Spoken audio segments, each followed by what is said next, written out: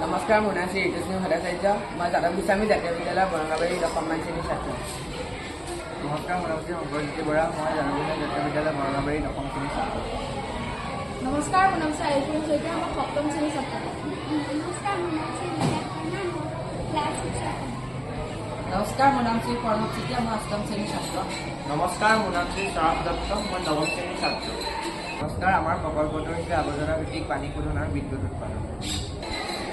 আজি আমাৰ এই প্ৰজেক্টৰ উদ্দেশ্যটো হৈছে আৱৰ্জনাসমূহ যেনেকৈ এতিয়া আমাৰ পৃথিৱীতে ধৰি বহুতো দেশতো আৱৰ্জনাৰ মাত্ৰা বৃদ্ধি পাইছে আৰু তাৰ ফলত বিভিন্ন বেমাৰ আজাৰকে ধৰি বিভিন্ন অসুবিধাৰ সৃষ্টিৰ সন্মুখীন হ'বলগীয়া হৈছে।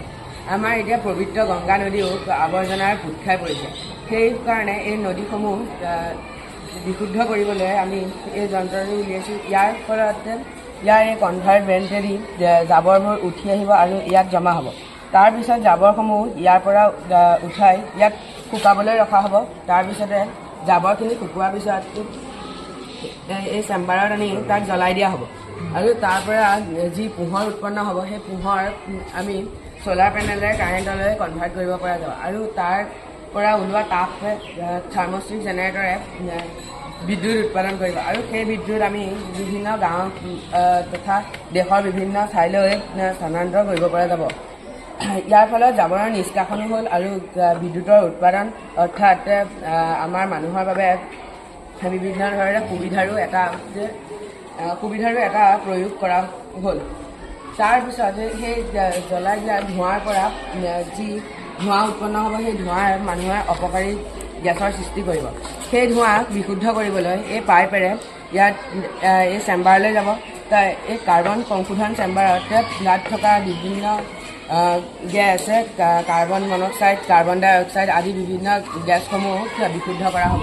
তাৰ পৰা যি কাৰ্বন মনক্সাইড বা কাৰ্বন ডাই অক্সাইড গেছ পৃথক কৰা হ'ব। সেই গেছেৰে পৰা আমি বিভিন্ন ধৰণৰ সামগ্ৰী, লাগতিয়াল সামগ্ৰী যেনে চাবোন, মোম আদি বিভিন্ন বস্তু বনাব পৰা যাব।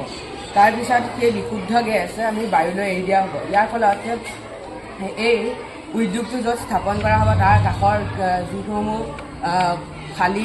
খালী পৰি থকা ঠাই সেইসমূহতো মানুহৰ বসতি স্থাপনৰ বাবে সুবিধা হ'ব আৰু তাৰ পৰিৱৰ্তে আমি যিবিলাক পাহাৰত মানুহ থাকে, পাহাৰ কাটি ঘৰ বনায়, তাৰ ফলত যি পাহাৰৰ ভূমিস্খলন হৈছে তাৰ পৰা আমি বহু পক্ষে সাৰিব পাৰিম আৰু সেই ঠাইৰ পৰা মানুহ উঠি এই উদ্যোগৰ কাষত বসতি স্থাপন কৰিব পাৰিব।